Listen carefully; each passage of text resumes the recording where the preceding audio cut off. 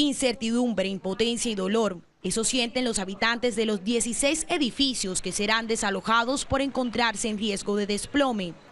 Todos los papeles de esta estructura son falsos. Los informes periciales dan cuenta de problemas estructurales, de los materiales de construcción.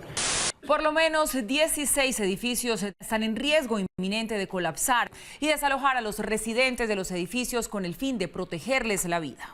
Fueron construidos ilegalmente, sin permiso y con materiales de dudosa calidad. Y sí, a la vista de todas las autoridades. Lo que ustedes acaban de ver es una situación que desafortunadamente se está presentando cada vez con más frecuencia. Familias estafadas por gente inescrupulosa aprovechándose de su falta de información y quienes de manera incauta adquieren un inmueble, un hogar para ellos y sus seres queridos, esperando recibir un edificio como este. Una buena construcción con todas las condiciones aptas de habitabilidad y en cumplimiento de las normas y leyes de sismoresistencia exigidas por la ley. Pero desafortunadamente recibieron algo como esto. Un edificio en aparente buen estado y de acabados aceptables, que termina siendo su peor pesadilla. Edificaciones como la que observan, que aparentan cumplir con las normas y exigencias mínimas de construcción, son hechas en realidad por constructoras piratas. Estas no solicitan una licencia de construcción y que desafortunadamente terminan convirtiéndose en una tragedia, reclamando lógicamente la vida de muchas personas y dejando a otras no solo sin hogar, sino también con una deuda por pagar. En una tragedia como esta, ni el gobierno, ni las aseguradoras, ni mucho menos los bancos, les van a responder por el inmueble o su dinero.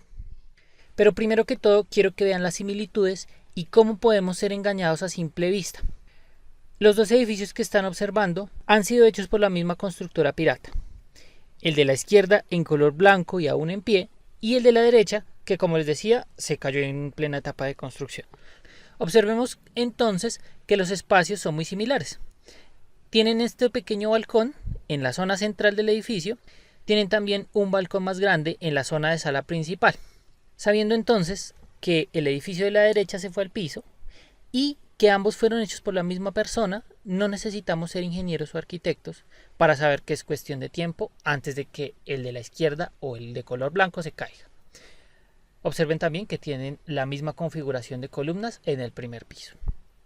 Así que, ¿cómo debemos hacer para no caer en esas trampas? Bueno, lo primero, pues no dejarnos llevar por lo que vemos, ya que nos ofrecen hogares hermosos, de edificios bien hechos y amplios espacios. Así que lo que debemos hacer es observar muy bien. Y es que todo comienza aquí, en la sala de ventas, en donde debemos iniciar este proceso de observación. Y es que no solo debemos fijarnos en esos espacios bonitos y amplios con muebles tan perfectos que se van a llevar toda nuestra atención. Eso es lo que menos nos debe interesar, ya que en realidad lo que vamos a recibir o lo que nos van a entregar es un gris espacio como este. Un espacio vacío y sin ningún tipo de acabado, el cual sí o sí vamos a tener que empezar a acondicionar y reformar. Nada parecido a lo que habíamos visto. Incluso hasta podemos ver las tuberías de los apartamentos vecinos. Ya sabiendo esto, les voy a dar entonces una serie de pasos que debemos seguir o que más bien debemos tener en cuenta cuando estamos comprando vivienda propia. Paso número 1. La constructora. Debemos ver muy bien cuál es la empresa que va a construir el edificio donde estamos comprando. Indagar sobre su experiencia. Es indudable que mientras más grande sea la empresa, más confiabilidad nos va a dar. Con esto no quiero decir que las constructoras pequeñas sean deshonestas. No, todo lo contrario.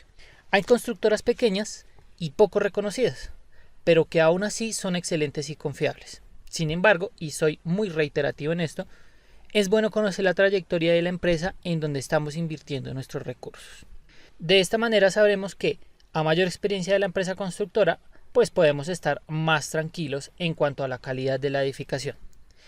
Pero si es una empresa con poca experiencia, no quiere decir que nos van a estafar, pero sí quiere decir que debemos indagar con más profundidad y verificar el paso número 2 de esta lista: la licencia de construcción. Y nuevamente nos devolvemos al lugar donde inicia la negociación, la sala de ventas, Allí tenemos que ser muy observadores. Esta licencia es en realidad el permiso que le otorga la ciudad u oficina gubernamental a la empresa para que construya el proyecto que nos están ofreciendo. Y que usualmente, no siempre, pero sí en la mayoría de los casos, debemos verla en este lugar, como la estamos observando muy pequeñita al fondo. Este permiso o licencia es similar en cualquier país y entre los datos que tiene nos muestra el número de la licencia, que es un número único para cada proyecto de construcción y que, como les decía, debe estar en un lugar visible para que cualquier persona pueda no solo visualizarlo, sino también consultarlo con la entidad respectiva. Y veamos en detalle de qué consta esta licencia. Debe contener el número ya mencionado, posteriormente la fecha, luego debe tener el nombre de la empresa constructora, importante que coincida con quien nos está vendiendo, aunque es posible que en algunos casos no. Luego viene el uso, muy importante, debería decir entonces vivienda, si lo que estamos comprando es vivienda, o según lo que estemos adquiriendo. Parece algo muy obvio, pero créanme que muchas personas lo pasan por alto. Por último, el número de pisos con el que va a contar la edificación. Y con esta información vamos a ir a este lugar, que se puede llamar de muchas maneras. Llámese curaduría, alcaldía, planeación, municipalidad, ordenamiento, ayuntamiento, como sea. Es decir, la oficina gubernamental encargada de otorgar ese permiso de construcción. Y allí vamos a consultar las características y especificaciones de la construcción. No se preocupen si no tienen conocimientos, aquí les daré algunas herramientas. Es como cuando compramos un vehículo. Cuando lo hacemos, pues nos fijamos entre otros en la empresa fabricante, en el año, el modelo y en un sinfín de características del motor y los elementos que lo componen, aun cuando no sabemos mucho de su funcionamiento. Pero sin duda verificar este tipo de datos nos hace sentir más tranquilos. Lo mismo debemos hacer con la licencia que vamos a consultar. Y aquí tenemos dos opciones.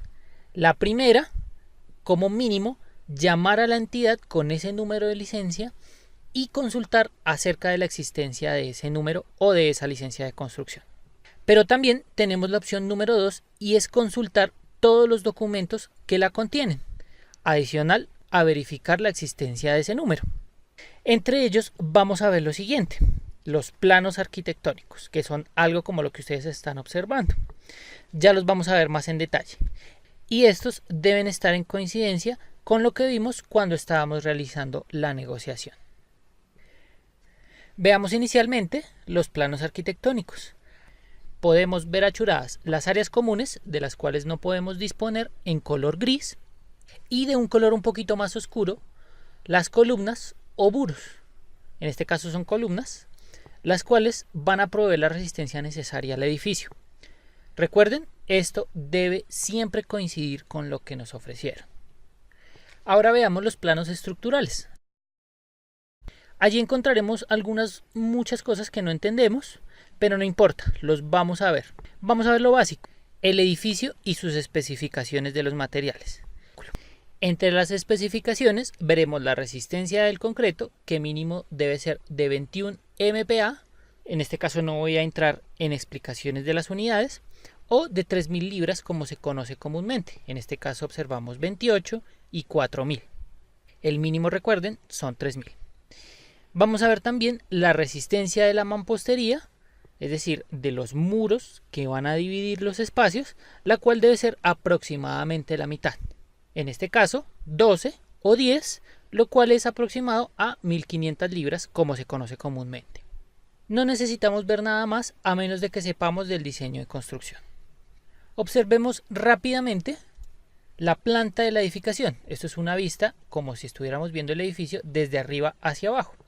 Y observemos que allí vamos a tener algunos elementos tipo columna o muros, que son estos alargaditos, y lo que debemos ver es que estos elementos sean proporcionales al tamaño de la edificación, como lo están viendo aquí, ni muy pequeños ni muy grandes.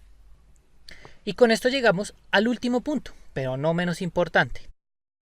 Junto con la licencia, tal vez el punto más importante, y es visitar la obra en la etapa de construcción. Pero ¿por qué visitar la obra si de pronto no sabemos mucho de construcción?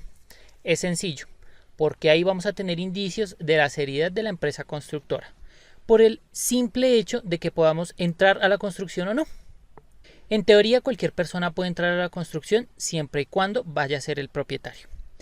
Pero si, por ejemplo, siendo propietarios nos es negado el acceso a la obra, es un indicio claro de mal comportamiento y manejos inadecuados por parte de la constructora.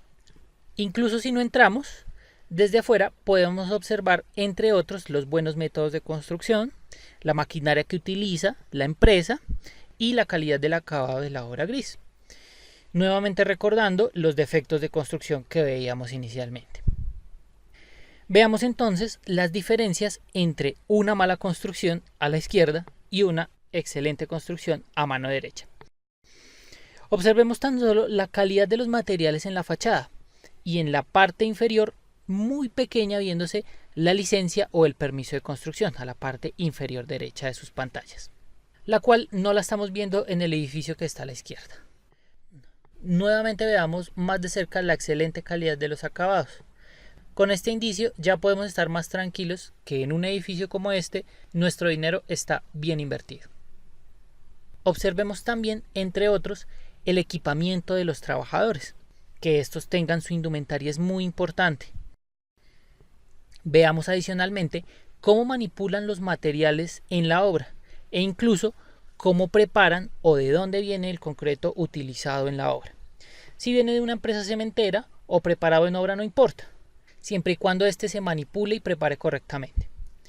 Recuerden que como propietarios nuestro acceso es tal que podemos incluso llegar a pedir los resultados de las pruebas de los materiales de construcción, ya que en una obra a todo se le debe hacer prueba, a los muros, sean de mampostería o de concreto, al concreto en sí y al acero. Podemos entonces reunir esta información y hacerla valorar por un experto.